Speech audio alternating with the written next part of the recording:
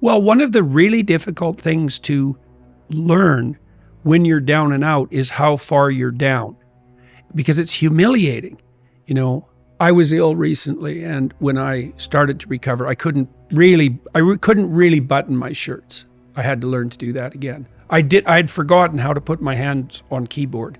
I didn't know where to put my hands. I had to learn to type again. Now, I hadn't lost all the knowledge, and it came back quite quickly. And the reason I'm saying that is because one of the impediments to people who've really taken a blow in their life is that things have fallen apart around them so badly that where they have to start is humiliating even to consider. The rule, it's a pretty straightforward rule when you want to get back on your feet, and the rule is you have to make the task small enough so that you'll do it, no matter how small that is. And that can, I've worked with people. One of the things I've become well known for is my advice to start by cleaning up your room. But I had plenty of clients who couldn't go home and clean up their room. They hadn't cleaned up their room for like 20 years for all sorts of reasons. Maybe because every time they did try to do anything positive in their family, no matter what it was, they were immediately punished and undermined. And so if they even went home and dared to start cleaning up the room, they'd face resistance within the family that was just a manifestation of the 50,000 times they'd been discouraged in the past, but also a move that would upset the insanity that characterized the pattern of familial interactions. And so actually, if they even made a move to clean up their room, what they were doing simultaneously was confronting the dragon in the family that had made every single person in that household insane for like 5 generations, right? So it looks simple. It's not bloody simple. And so in a situation like that, you cut it down so that maybe the first thing they do is clean up, like maybe they look inside one drawer and see the mess that's there and just look at it for a minute and think about how they might reorganize it if they were going to.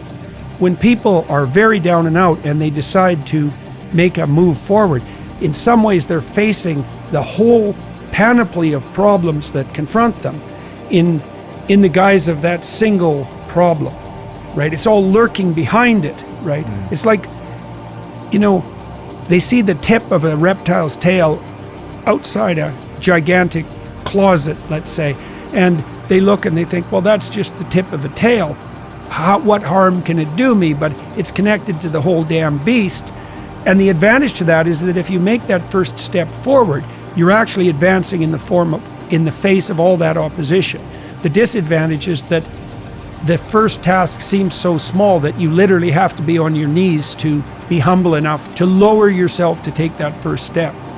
God, is that all I can do? I'm so useless. You might even be more useless than that because you might fail at it. I had lots of clients who would come back, we'd make a deal that they would do something simple. I remember one client, it was such a comical story in a terrible, dark way. He was an overgrown infant and he was 30. He was still living at home in his messy, high school room under the thumb of his mother, conveniently for him, because then he never had to do anything.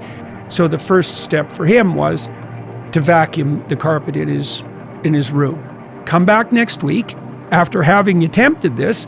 Let's see how it went. And sometimes people come back and say, well, that went great and it started me and I did 3 other things and you know what, we seem to be on the right track. And sometimes they come back and say, nope, that didn't work at all, like with the vacuum cleaner. And so then you have to think what you do in that situation is make the task smaller. If you make the task small enough, I've never seen anyone not be able to progress if they made the task small enough. But, that can be pretty humiliating. Now, the upside is that once you take that first step, you've looked the beast in the face and you'll start progressing, not linearly, but exponentially in speed.